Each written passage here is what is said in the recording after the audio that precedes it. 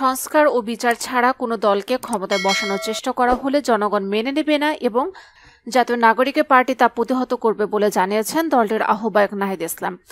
বুধবার সাভারে জাতীয় স্মৃতিসৌধে ৭১ এর বীর সেনাদের প্রতি শ্রদ্ধা জানিয়ে সাংবাদিকদের সঙ্গে আলাপকালে তিনি কথা বলেন।